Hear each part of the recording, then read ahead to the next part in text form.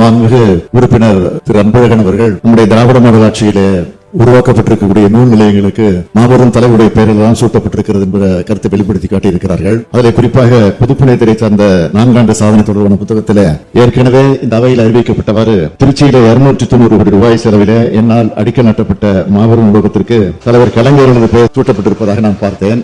நம்முடைய திராவிட மாடல் அரசை பொறுத்த வரைக்கும் தலைவர் கலைஞர் அவர்களுடைய திருக்கரத்தால கோட்டூர்புரத்தில் அமைக்கப்பட்ட நூலகத்திற்கு பெரு அண்ணா நூற்றாண்டு பெயர் சூட்டப்பட்டது. மதுரையில நம்முடைய முத்தமிழறிஞர் தலைவர் கலைஞருடைய பெயரால நூலகம் கட்டப்பட்டு அதுவும் ஓராண்டிலே அதை கட்டி முடிக்கப்பட்டு மாபெரும் சாதனை இந்த துறை செய்திருக்கிறது என்பதை எல்லோரும் அறிவார். இதுவரை 16 லட்சம் பொதுமக்களும் மாணவர்களும் இந்த நூலகத்தில் பயனடைந்திருக்கிறார்கள்.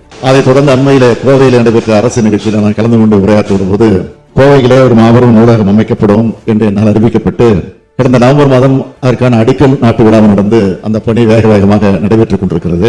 எப்படி கோவையிலே தந்தை பெரியார், சென்னையில பேரறிஞர், மதுரையில முத்தமிழறிஞர் கலைஞர் ஆகியோர் பெயரில் தாங்கி நூலகங்கள் நிறுவப்பட்டிருக்கிறதோ அதைத் தொடர்ந்து திருச்சியில் அமைய நூலகத்திற்கு பெருந்தலைவர் காமராஜருடைய பெயரை சூட்டுவது பொருத்தமாக இருக்கும் என்று நான் கருதுகிறேன். எனவே தமிழ்நாட்டில் கிராமங்கள் தோறும் பள்ளிகளை தொடங்கி மதிய உணவை அளித்து லட்சக்கணக்கான குடும்பங்களின் கல்விக் கணக்குகளை திறந்து தமிழ்நாட்டின் கல்வி புரட்சிக்கும் எதிரான வளர்ச்சிக்கும் வித்திட்ட பெருந்தலைவர் காமராஜர் பெயரை சூட்டுவது பொருத்தமாக இருக்கும் என்று கருதி திருச்சியிலே கட்டப்பட்டு வரும் நூலகத்திற்கு பெயர் சூட்டுவதற்கான அரசாணையை மாண்புமிகு பள்ளிக்கல்வித்துறை அமைச்சர்கள் மூலமாக வெளியிட வேண்டும் என்று முதலமைச்சர் முறையில் நான் கேட்டு அமைகிறேன்.